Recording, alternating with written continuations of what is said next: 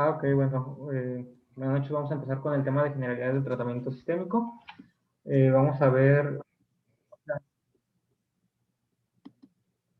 vamos a hablar rápidamente de las modalidades de tratamiento, generalidades del ciclo celular y algunos medicamentos en cáncer de vejiga, en cáncer de mama, en cáncer de esófago, laringe, pulmón, microcephalia.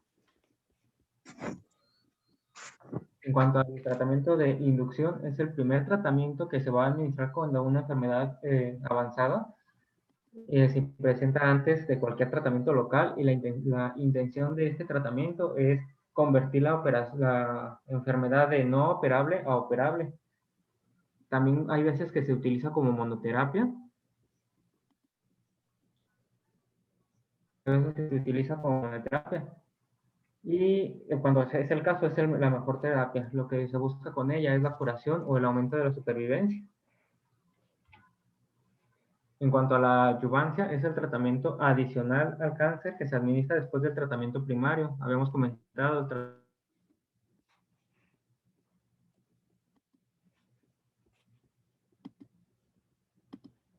de este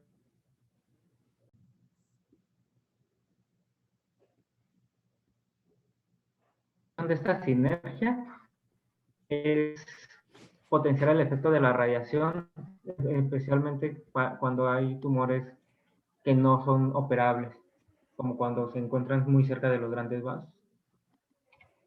En cuanto al tratamiento paliativo, es aquel tratamiento que no es curativo y se administra para mejorar la calidad de vida. Esto se debe de diferenciar de lo que es la quimioterapia al final de la vida, puesto que uno es mejor, o sea, el tratamiento paliativo no solamente puede ser quimioterapia, también incluye la nutrición, incluye ejercicios de cualquier tipo y pues el beneficio es, no, aunque no sean costo-beneficios para la edad, es mejor.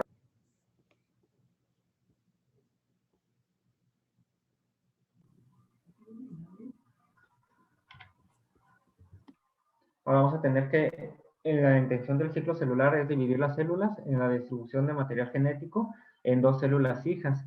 La célula se va a encontrar en dos estadios principales, los cuales vamos a llamar interfase y M de mitosis. La interfase va a incluir tres etapas, que va de la G1, la S y la G2, y la mitosis pues va a incluir la profase, la metafase, la anafase, la telofase y la citogénesis. Hasta aquí no sé si haya preguntas.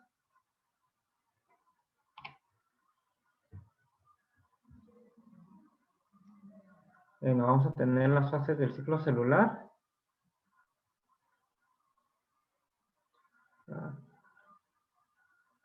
En y en G1 se va a comenzar la estimulación de factores de crecimiento y posteriormente va a haber una mayor síntesis del ADN. Al haber mayor síntesis de ADN se va a iniciar la fase S, que es la fase de replicación. En la fase S, cuando se haya completado la cantidad de replicación de células, va a iniciar la fase G2, en la cual lo que vamos a tener es un duplicado de la cantidad de cromosomas y el crecimiento final de las células para posteriormente iniciar la fase de mitosis. La fase de la mitosis se va a dividir en lo que ya habíamos comentado, metafase, anafase, telofase y finalmente el proceso de citocénesis, en la cual se va a dividir las células en dos partes iguales o dos células hijas. Vamos a tener que hay tres puntos principales en los cuales, y en la fase de G2 AM, en la que pues, se tiene descrito hasta media de 30 minutos o hasta 4 horas. Vamos a tener que la fase de G1 a S1, vamos a tener la síntesis de proteínas y ARN, vamos a tener que, pues como hemos contado, de 6 a 12 horas y se duplica el tamaño. En esta fase principalmente vamos a tener marcadores como son el P53 y el RB. En la síntesis vamos a tener de forma importante el control por los complejos de ciclinas de CDK4, CDK6 y los complejos de ciclina E con CDK2 y posteriormente los complejos ciclina a CDK2 y a lo largo de su fase vamos a tener varios puntos de control regulados por las ciclinas y los CDKs. Esto tiene una importancia en cuanto a la investigación y se ha intentado tener una aplicación clínica, pero pues no se ha encontrado un tratamiento que funcione efectivamente en estos puntos. En cuanto en la fase G1, habíamos comentado que está regulado por la RB, que es la proteína de retinoblastoma. Es una supresora de tumor y es fundamental para el control negativo del ciclo celular en caso de daño genético. Perdón, Contreras, acuérdense, a los que ya rotaron en la consulta conmigo, les he hablado de algunos medicamentos de alto costo y unos de los más nuevos son los inhibidores de quinasas dependientes de ciclinas. Entonces, la importancia del ciclo celular es eso. Yo sé que es un poquito pues, repetitivo porque ya son temas que hemos visto, se supone que desde la carrera, pero vale más recordarlo porque cuando empecemos a hablar de fármacos tienen que visualizar en qué parte del ciclo celular va a actuar cada grupo farmacológico, porque eso sí puede ser pregunta de examen. Y lo otro que hay que tomar en cuenta aquí es los tiempos. Si se dan cuenta, estos tiempos que les ponen aquí es algo estándar de una célula común, pero sabemos que en el organismo hay células que tienen una replicación más rápida. Por ejemplo, las células de las mucosas o las células sanguíneas.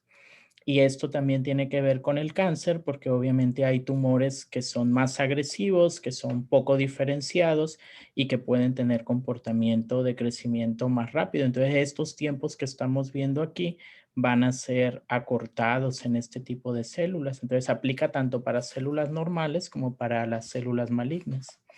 Ok, gracias, Pascal. Bueno, también vamos a tener que hay una proteína muy descrita, que es la proteína P21, que es un inhibidor de sinasas dependientes de la ciclina, y esta se va a unir a los inhibidores de la actividad de los complejos de ciclina de CDK1 y 2, y por lo tanto van a funcionar la regulación igual de la fase G1 a S.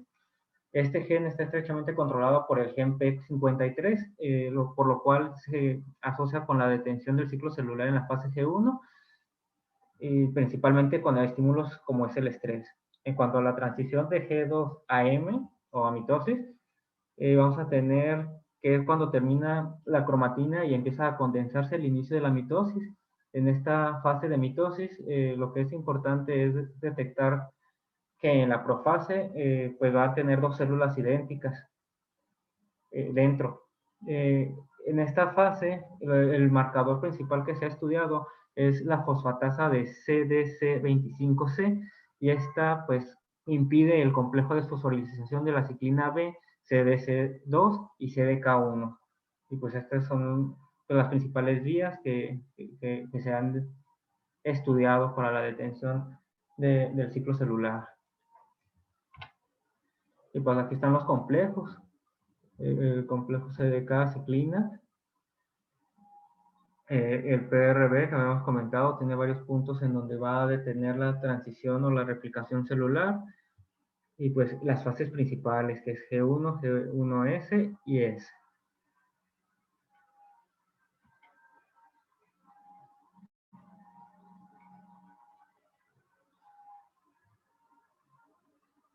Ahora en esta imagen lo que vamos a tener es la eliminación del CDC25, el cual es un inhibidor del P21 y del factor RB que se une, lo habíamos comentado, al E2F y impide la activación del complejo de ciclina C2C2, que pues habíamos comentado hace un momento, en la síntesis celular es donde se detiene el ciclo celular.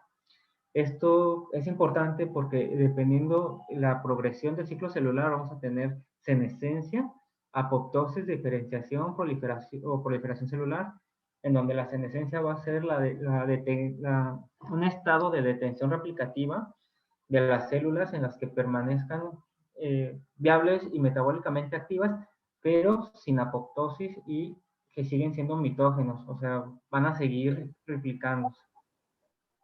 Es una consecuencia natural de la replicación de los telómeros y también es por la falta de reparación del rompimiento del ADN de doble cadena. Aquí debe de venir como RDA, que es el ADN que está dañado. La apoptosis pues, es la eliminación de las células dañadas y esto vamos a tener una importancia en el sistema inmunitario por células B y células T al evitar que se autoataquen. Y eso lo vamos a ver un poquito más adelante nuevamente cuando hablemos de la forma de evasión inmunológica. Y pues aquí también son importantes las proteínas BCL2, en donde son importantes reguladoras de la apoptosis y lleva a cabo funciones vitales para decidir si una célula va a proseguir con la mitosis o si esta va a generar apoptosis. Esto es importante porque hay mecanismos en la quimioterapia y la radioterapia que estimulan el BCL2.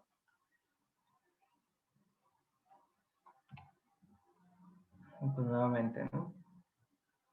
Los genes que se están involucrados en la fase GS1 van a suprimir la ciclasa D, CD4K y la CDK2, y van a suprimir la fosforilación del RB, y esto va a evitar el crecimiento celular y la proliferación celular. Es importante que las ciclinas y los CDKs van a hacer un marcador para la proliferación celular, y al ser inhibidos, estas células, principalmente las de mitosis rápida, van a dejar de proliferar. Pues esta es la misma imagen donde está aquí P53, P21 y los complejos de sinasas con los CDKs. Ahora vamos a tener que el P53 y el PRB, ya antes mencionados en G1 y en G1S, van a tener el funcionamiento de evitar la replicación, y estos van a ser sensibles a fuentes tales como la radiación. Estos cromosomas, estos marcadores más bien, estos inhibidores, se encuentran principalmente expresados en el cromosoma 9p21, y este va a ser el encargado de impulsar hacia la senescencia o la apoptosis. También se asocia a actividad de otras proteínas como es el GAT45, el cual va a generar un arresto del DNA y va a generar RADN, que es el DNA dañado, y al no poder ser reparado, la célula va a entrar en apoptosis y esto va a generar o evitar que prosiga la mutación, aunque hay veces en que se evita esta respuesta. Ahora vamos a tener las etapas de evasión tumoral por el sistema inmunológico, el cual se va a dividir en 4 etapas, así como se está esquematizado. En la etapa 1 es la captura de antígenos tumorales y la maduración de las células dendríticas. Estas células en esta fase va a ser lo principal, que las células dendríticas identifiquen a la célula dañada. En la etapa 2 vamos a tener una estimulación de la respuesta inmune específica mediada por linfocitos, y es la que implica la activación de la respuesta antitumoral mediada por los linfocitos T, CD4 y los CD8.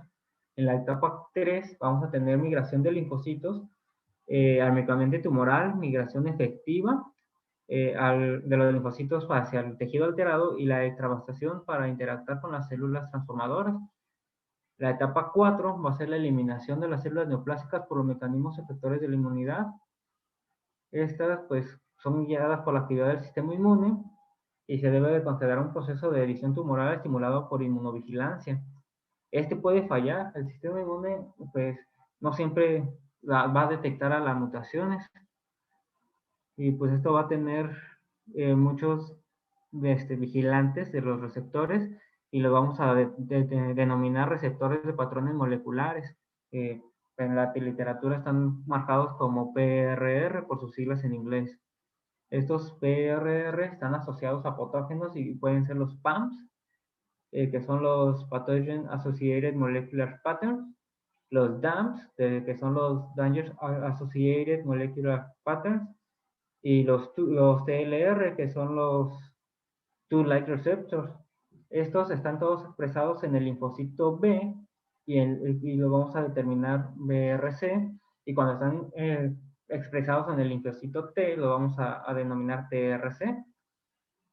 Y pues estos tienen una alta especificidad a las células tumorales y pues su distribución es clonal, por lo que si falla esta respuesta, pues la respuesta se va a perpetuar. Esto va a ocurrir en los órganos linfoides primarios y se van a determinar dos etapas principales. La que es la selección positiva, que es cuando se asegura la supervivencia de los linfocitos B y T, y la selección negativa, que es cuando los clones que reconocen los antígenos propios de alta afinidad son eliminados por apoptosis. Hay que saber que pues esta respuesta va a ser guiada por varias células, entre ellas los natural killers, eh, los linfocitos tímicos, que son los T-Reg, y pues principalmente los T-Treg o los Tregs. Y pues en estos puntos es donde se presenta la evasión tumoral a la inmunovigilancia. Después de que se haya un reconocimiento de estos complejos, pues hay que determinar cuál es el complejo de compatibilidad mayor 1 y 2. Hay que saber que se puede evadir la respuesta inmunológica en la acción de las citoquinas y las quimiosinas, que las inmunoglobulinas pueden ser defectuosas, que los componentes celulares pueden ser inadecuados, hablando de los macrófagos, de los neutrófilos, de los natural killers o de los linfocitos B y los linfocitos T. Y pues esta es una imagen donde tenemos la interacción de las células dendríticas y los linfocitos T en los linfonodos de las células dendríticas que han madurado y que pueden ser o que pueden reconocer los antígenos tumorales con los complejos previamente mencionados, y principalmente por los TCRs. Y pues estos mecanismos es todo lo que hemos comentado, ¿no? Todas los lugares donde pueden fallar en los TCRs, en las citoquinas, en la producción de anticuerpos, en la producción de TC4 o los TC2 en las dos fases de reconocimiento celular, en los TLRs y los I3. No sé si aquí generó más dudas o más o menos se entendió.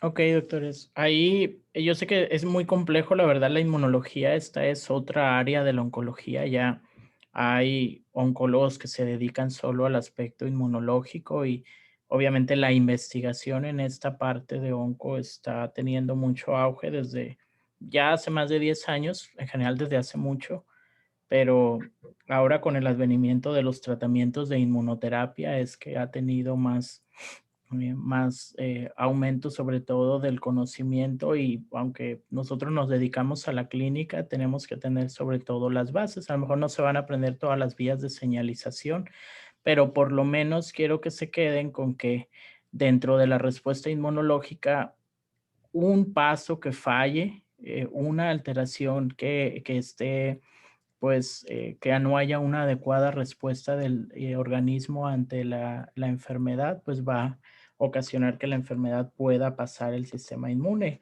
Aunque si se dan cuenta, siempre tenemos varias formas de atacar al tumor y no es que al tumor le lleguemos nada más por un lado. Hay respuesta de anticuerpos, hay respuesta celular, hay sistema inmunológico eh, no específico, pero aún así, pues la mutación de la enfermedad puede ser tan avanzada que hace que pasen este tipo de, pues de puertas. Y aquí lo que me interesa, pues es que vean que dentro de el reconocimiento de la célula, una vez que la célula presentadora de antígeno reconoce esos antígenos de la célula, los va a presentar a los linfocitos y los linfocitos a su vez son los que van a hacer su acción. Como sabemos, los CD8 pues son los que son citotóxicos, los que van a ir directamente a atacar a la célula tumoral, y los CD4 pues se van a encargar de modular la respuesta inmune, ya sea producción de citocinas, activar a otros linfocitos o activar a los linfocitos B para la producción de anticuerpos. Entonces, esto sobre todo, la interacción de la célula presentadora de antígeno con el linfocito T y la acción del linfocito T sobre el tumor es lo que quiero que les quede claro, porque más adelante cuando veamos el mecanismo de acción de la inmunoterapia, estos pasos van a ser los importantes. Ok, muy bien. Bueno, estos son los antígenos tumorales humanos reconocidos por las células del complejo de histocompatibilidad mayor de clase 1. No vamos a hablar de ellos, pero pues es para comentar todos los que se han estudiado hasta la actualidad. Son aproximadamente 20 años de investigación.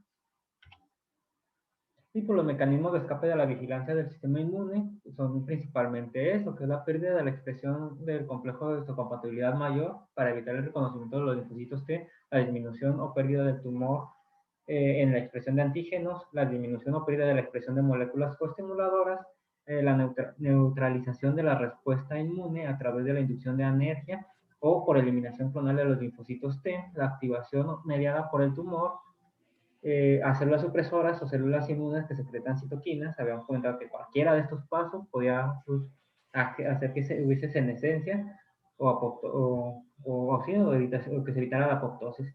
Los cambios inducidos por el tumor, la utilización de factores estimulantes como es el TGF-beta y la secreción de factores inmunosupresivos por los tumores de la prostaglandina. En estos, por ejemplo, muy estudiado es el L2, L5 y la interleucina 10.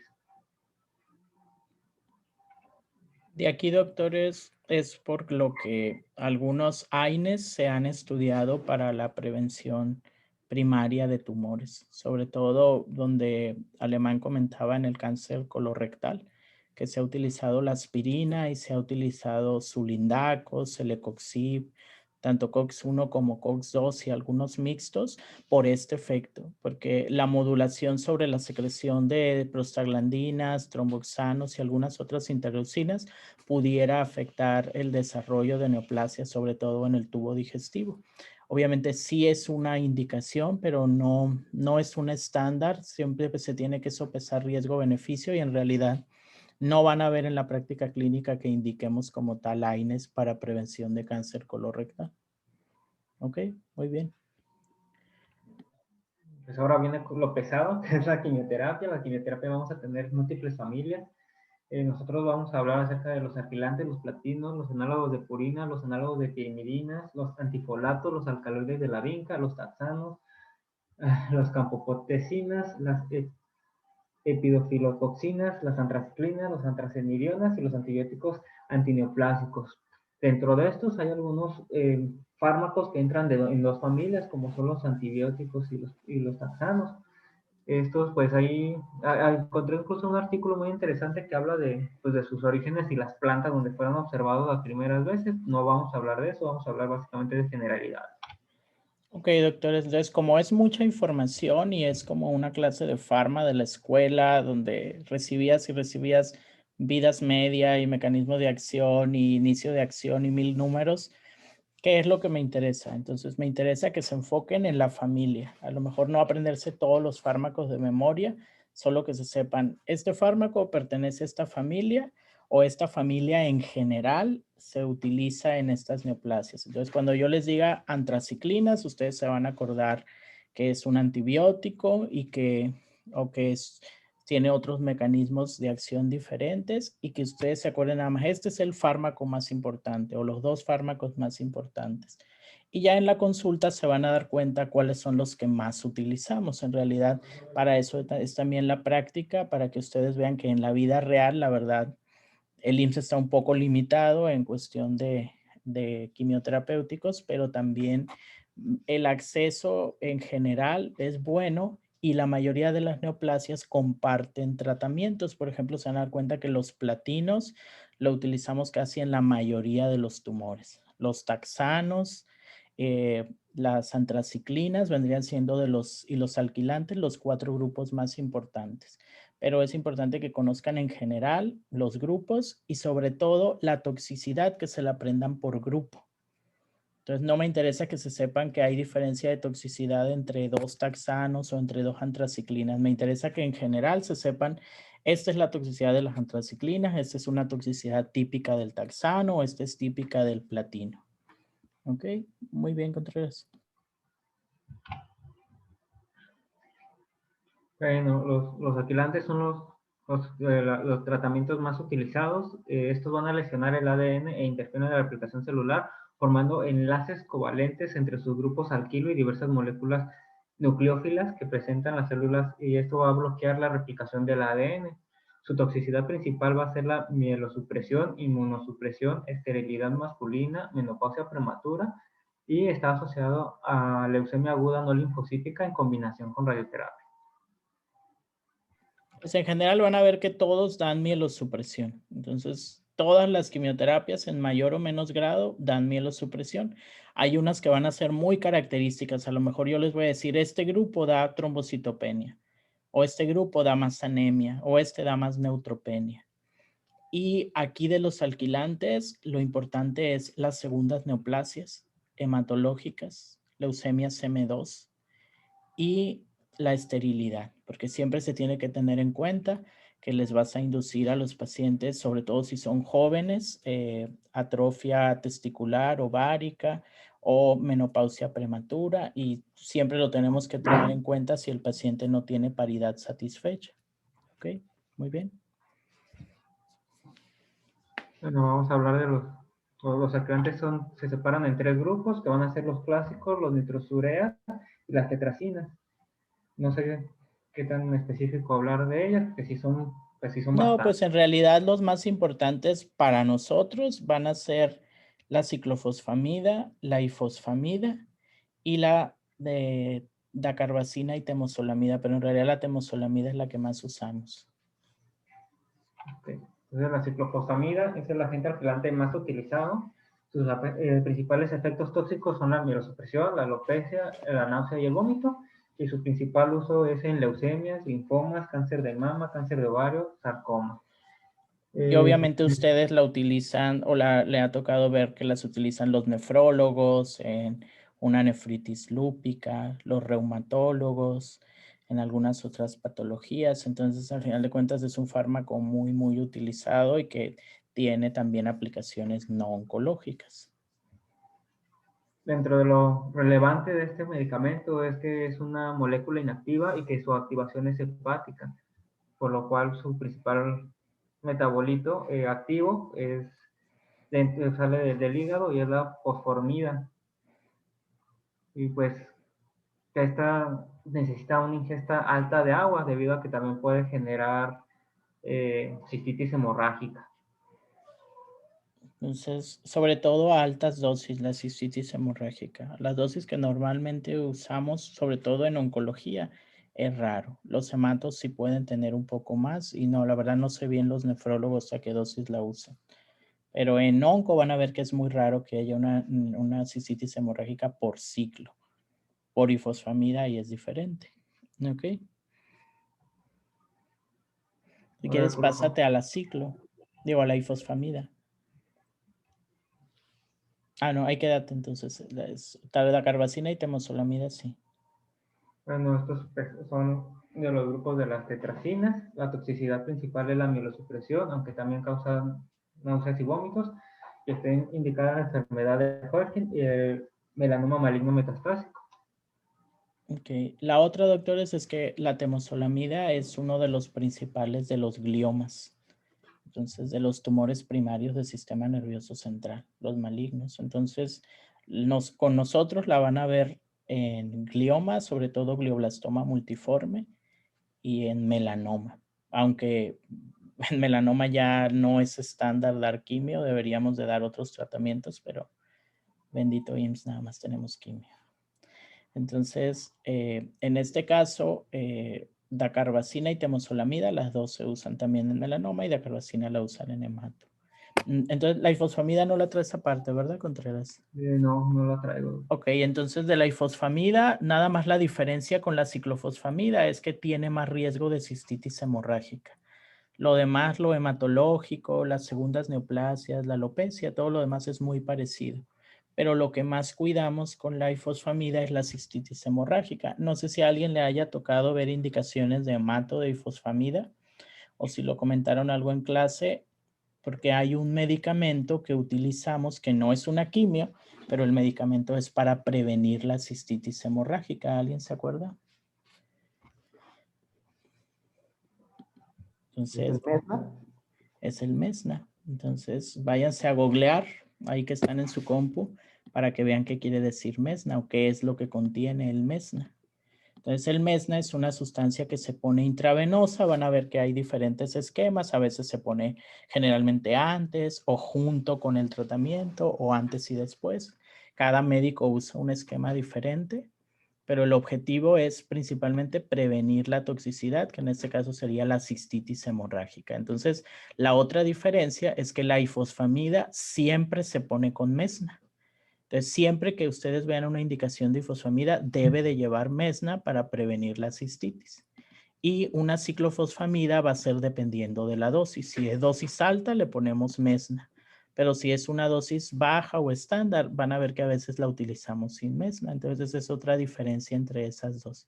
Entonces, de los alquilantes nos quedamos con estos cuatro: ciclofosfamida, ifosfamida, dacarbazina y temozolomida. ¿Ok?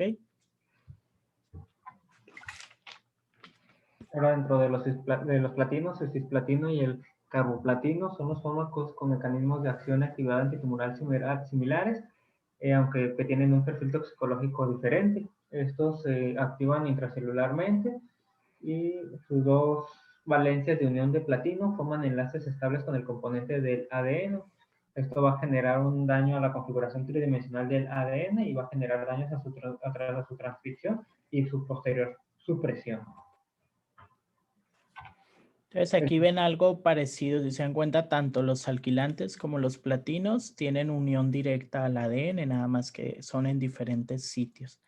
Pero esa unión pues es una molécula extraña unida al ADN que hace que no se pueda transcribir. ¿Ok? O sea, el cisplatino es el fármaco más nefrotóxico y pues este va a generar esclerosis glomerular, fibrosis y necrosis tubular. Esto va a generar hipomagnesemia, hipocalcemia, hiponatremia. A diferencia del carboplatino, puede ser una alternativa debido a que pues, tiene menor deterioro progresivo de la función renal. Aquí es Fanconi, doctor, es la alteración tubular, donde se alteran la secreción de electrolitos. Sí. ¿Se acuerdan qué es lo que tiene Fanconi? ¿Qué es lo que lleva? Acidosis tubular, hipomagnesemia, hipercalcemia. Sí, entonces lo puede dar. Lo otro es, lo que pasa es que tiene también mecanismos diferentes. Entonces, se han descrito que el platino daña directamente el glomérulo o el túbulo. Y la otra es que desencadena una respuesta inflamatoria y la respuesta inflamatoria es la... Bueno, otro efecto adverso importante son los vómitos y las náuseas. Casi todos los pacientes en dosis habituales lo van a presentar. Se recomienda, o de hecho está indicado, iniciar un tratamiento antiemético al mismo tiempo. La toxicidad neurológica pues se va a presentar. ¿Sí? Bueno, ¿qué pasó? Con toxicidad, aparición de tinnitus, hipoacusia y también la toxicidad medular se va a manifestar principalmente con neuropatía, trombopenia y anemia moderada. Incluso durante la consulta, el doctor lo comenta mucho, hay tratamientos o hay artículos en los cuales se ha demostrado que el carboplatino se puede utilizar por más de 6 quimioterapias o hasta por más de 12 en monoterapia como un tratamiento pues, de segunda o tercera línea. El oxiplatino, pues Este va a actuar sobre el ADN produciendo enlaces alquílicos y estos pues llevan a la formación de puentes inter e intracadenarios que inhiben la síntesis de replicación del ADN. Estas no van a presentar nefrotoxicidad ni mielosupresión, pero sí van a presentar toxicidad neurológica con neuropatía periférica en un 95% de los pacientes. Esto representado por parestesias y calambres. Está indicado como tratamiento de monodroga o en combinación para... Es un falso metabolito de hipoxantina y este compite por los sustratos de las enzimas responsables del paso del ácido isoiónico de adenina y ciantina y se utiliza para leucemias y linfoma de No-Hodgkin, pero es inefectivo para los tumores sólidos. La azatropina es un precursor de liberación mantenido desde la mercaptopurina, pero se utiliza fundamentalmente como un inmunosupresor. Esta se puede administrar por vía oral y sus efectos tóxicos son hematológicos, gastrointestinales y hepáticos. El alopurinol, pues es un medicamento que todos creo que conocemos, no tiene un efecto antitumoral, pero en oncología se utiliza para evitar el síndrome de lisis tumoral. Creo que también ya hemos tenido varios pacientes con este tratamiento. En cuanto a los análogos de las pirimidinas, se encuentra la citarabina y hay otro.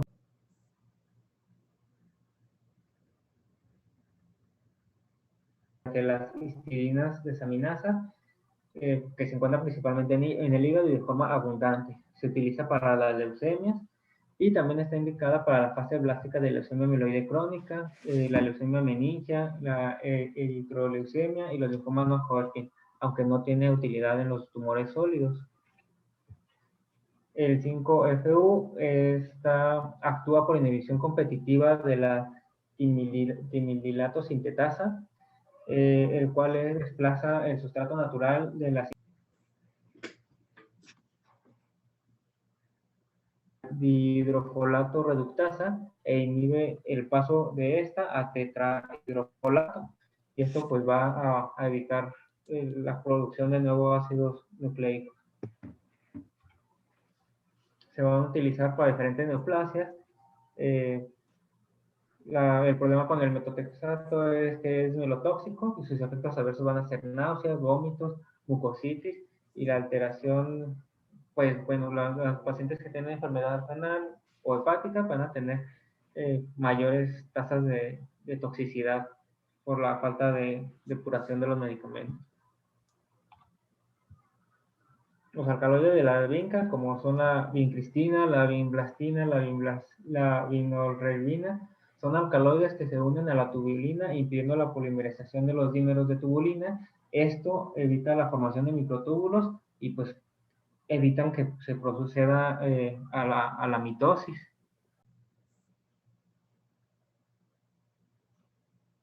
Se emplea en el tratamiento de los cánceres de ovario avanzado y el tratamiento de pulmón de células no pequeñas.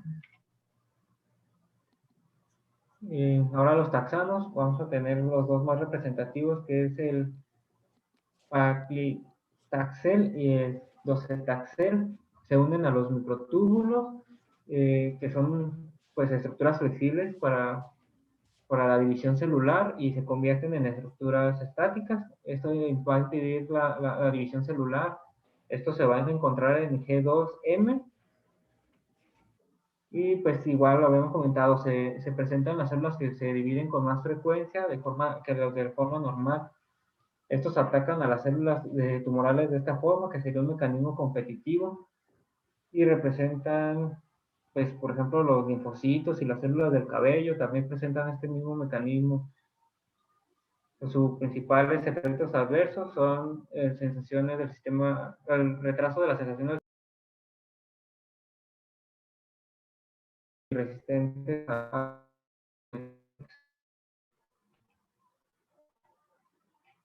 la irinotecan. Es un indicado para el cáncer de colon metastásico, el cáncer de cervix y el carcinoma microcítico de pulmón, y tiene múltiples efectos adversos.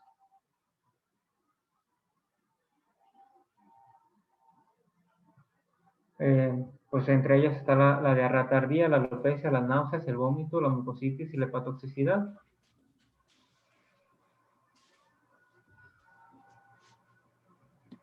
Perdón. El topotecan A ver, ahí, perdón. está ¿Me indicado en cáncer escuchan, de ovario, doctores? el de pulmón, los glioblastoma y los linfomas refractarios. Esto principalmente presentan mielosupresión y supresión a las series hematológicas. Ok. No, perdón, Eh, nada más Sí, se del escucha. irinotecan, la diarrea. Entonces, lo más importante del irinotecan es la diarrea, para que lo tomen en cuenta, sobre todo porque a veces lo vamos a utilizar en pacientes con ostomías, sobre todo muy delicado en los pacientes que tengan ileostomía. Recuerden que de la ileostomía lo importante es que son pacientes que pueden quedar con un tránsito intestinal rápido y se deshidratan muy fácilmente. Entonces, una diarrea por quimio en un paciente que no está tolerando bien la vía oral, que no se hidrata bien, o en un paciente con ostomía, sobre todo una ileostomía, es muy delicado. Entonces, si les llegan a llegar estos pacientes al área de urgencias o al área de admisión, pues ya deben de saber que el principal tratamiento aquí es la hidratación. Pero en el caso del irinotecan, si está en la fase aguda, en las primeras 24 horas remite con anticolinérgico. Entonces le pueden dar atropina. Y si está en el tratamiento ya después de las 24 horas, pues es solo loperamida. Entonces, por un efecto colinérgico es el agudo y ya posteriormente es una inflamación directa a nivel intestinal. Por eso siempre tómenlo en cuenta si es durante la quimio, por ejemplo, o el día de la quimio, con atropina. Y para el después de las 24 horas, loperamida. Ok.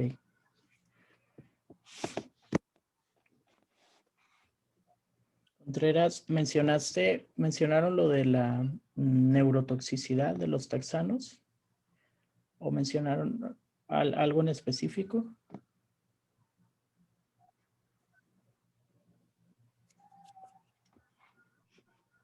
¿Me escuchan, doctores? Es que está fallando mi conexión.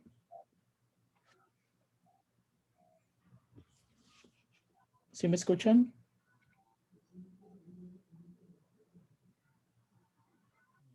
¿No? Bueno, Nada más ¿me el escuchan? retraso de las sensaciones nerviosas. Ok. Sí, entonces acuérdense que de los taxanos la Sí, neuropatía sí lo es de lo escuchamos, ¿no? más importante. Ok, sobre todo Sí, porque tienen un Sí, efecto acumulativo de la dosis. Entonces, si nosotros ¿Sí se ya oye? hemos dado... nosotros sí lo escuchamos a usted, Doc. Ah, ok, muy bien, gracias. Entonces, si hemos dado taxanos en varias ocasiones, el paciente va a tener más neurotoxicidad y obviamente si el paciente tiene algún padecimiento previo, sobre todo los diabéticos.